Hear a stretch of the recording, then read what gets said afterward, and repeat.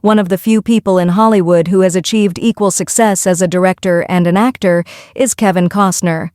Perhaps his expertise in acting has contributed to his success as a director, and his rapport with performers has enabled him to be a potent director.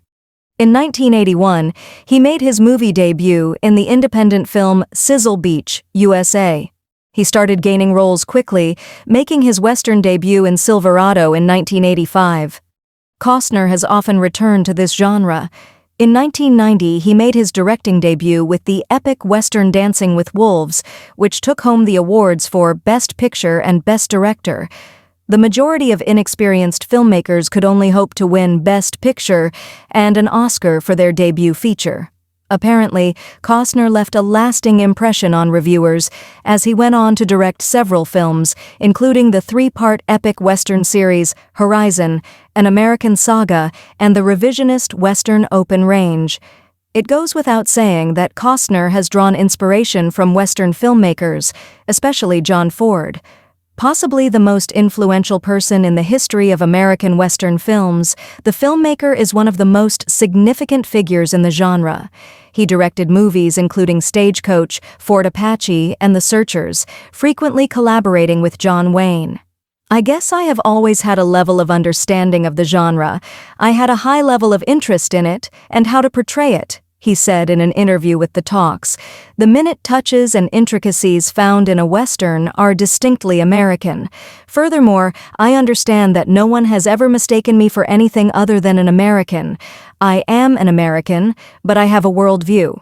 He claimed that the two books by Ford that have most influenced him are The Searchers and The Man Who Shot Liberty Valance. The former film, which debuted later in Ford's career and starring Wayne and James Stewart, came out a few years earlier in 1956 and featured Wayne as a man who sets out to find his niece, Natalie Wood, who had gone missing. It should come as no surprise that Costner considers it to be so impactful because it is regarded as one of the best Westerns ever made.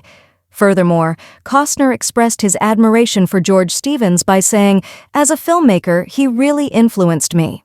Stevens produced a number of important motion pictures, including The Greatest Story Ever Told, Gunga Din, A Place in the Sun, and The Diary of Anne Frank. Costner greatly admires the expansiveness with which he was able to convey so many epic stories. Next is Jim Harrison, the author of these incredible short stories, such as Revenge and Legends of the Fall.